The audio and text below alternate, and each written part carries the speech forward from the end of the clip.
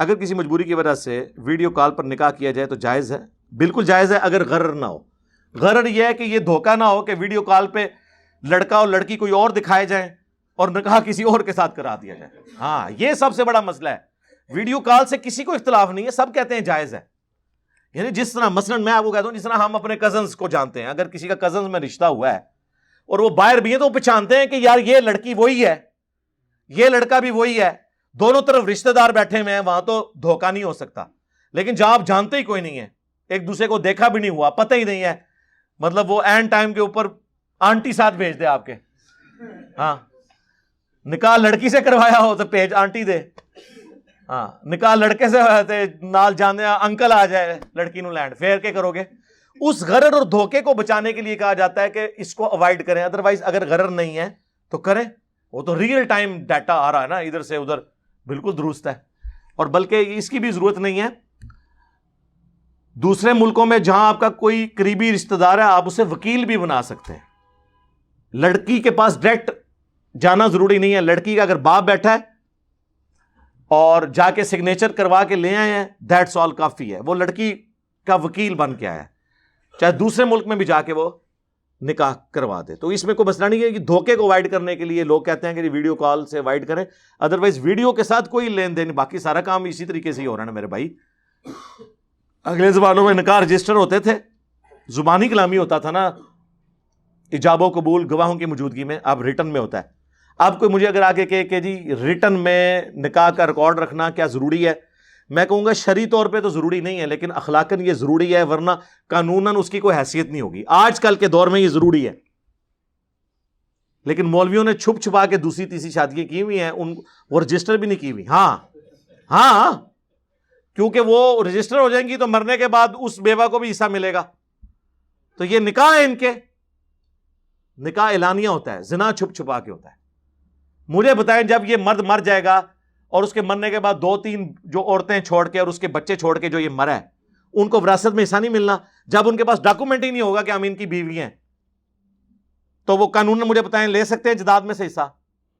تو ایسے مردوں کے ساتھ یہ عورتیں شادیاں کیوں کرتی ہیں ان مولویوں کے ساتھ؟ اور یہ مولوی زیادہ تر کرتے ہیں، یا مولوی کرتے ہیں یا پولیٹیشینز کرتے ہیں، اور اس کو رجسٹر نہیں کرواتے۔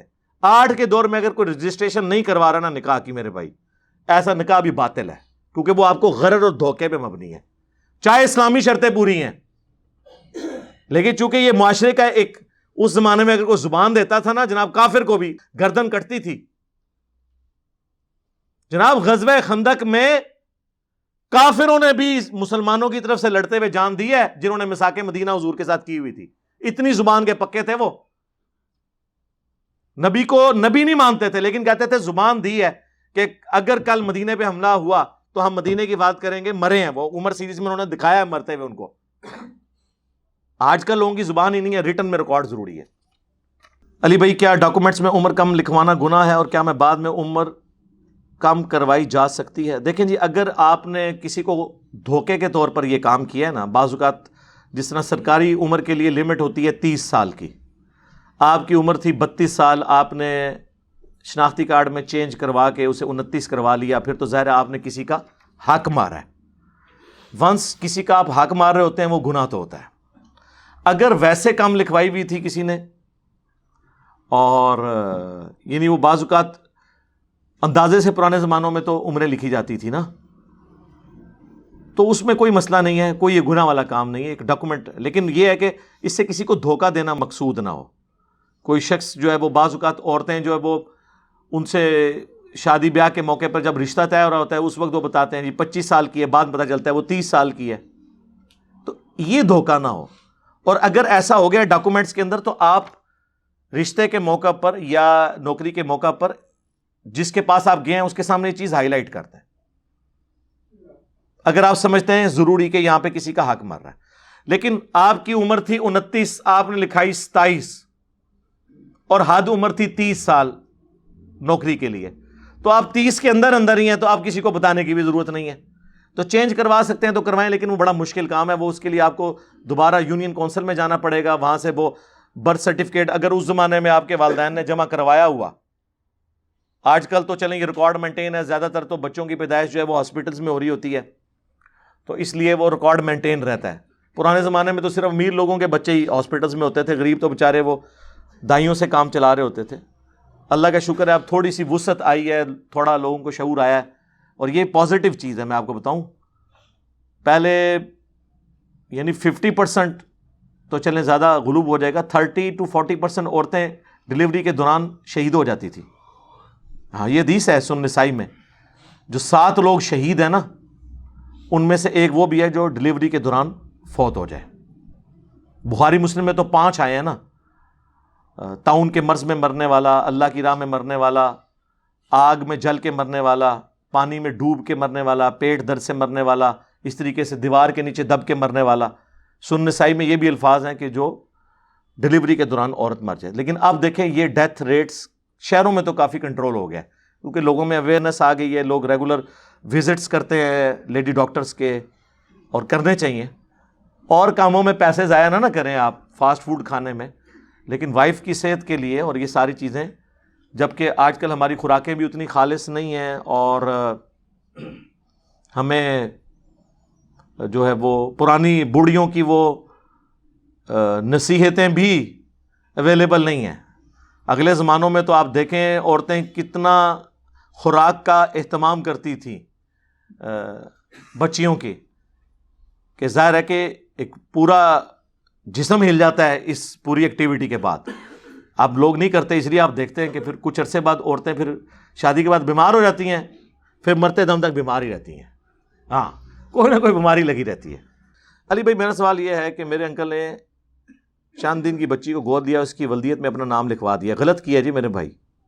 اب ان کو ایک مولانا صاحب نے کہا کہ اس بچی کی ولدیت سے اپنا نام ہٹا کر اس کے باپ. بالکل صحیح کہا جی، صحیح بخاری مسلم میں حدیث ہے کہ ایسے شخص پہ جنت حرام ہے جو اپنے باپ کا نام بدل لے. اب وہ تو بچی چھوٹی، اس کو تو نہیں پتا، تو یہ آپ جہنمیوں والا کام نہیں کر سکتے. اوریجنل باپ کا نام ہی لکھیں.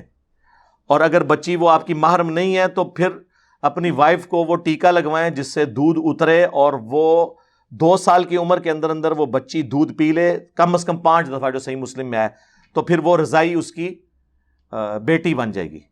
اگر وہ اس لینے والے مرد کی بھانجی یا بھتیجی ہے پھر کوئی ضرورت نہیں ہے، لیکن نام تو پھر بھی چینج ہوگا.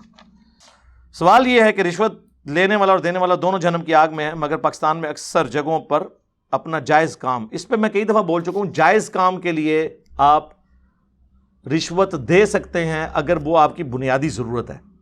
جیسے بجلی کا میٹر نہیں لگتا، اس میں صرف لینے والا گناہگار ہوگا. آپ کس کیٹیگری میں آئیں گے؟ جو قرآن میں ہے 4 جگہ کہ اگر زندگی موت کی کشمکش بن جائے اضطراری کیفیت، تو پھر آپ مردار، سور کا گوشت، خون اور غیر اللہ کے نام پر ذبیحہ بھی کھا سکتے ہیں. حتیٰ کہ سورۃ النحل میں آیا کہ کلمات کفر بھی آپ بول سکتے ہیں اگر زندگی موت کی کشمکش بن جائے.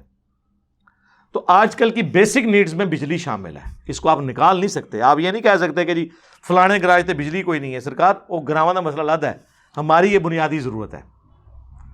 انسان کی ڈسکوریز میں سے نمبر 1 ڈسکوری جس کے بغیر انسان کا آج کی دنیا میں گزارا نہیں ہے، وہ بجلی ہے. سارا کاروبار اس پہ چل رہا ہے، گھر میں ضرورت ہے ہماری ساری مشینری. یہ بیسک نیڈز، اس میں صرف لینے والا گناہگار ہوگا، دینے والا نہیں ہوگا.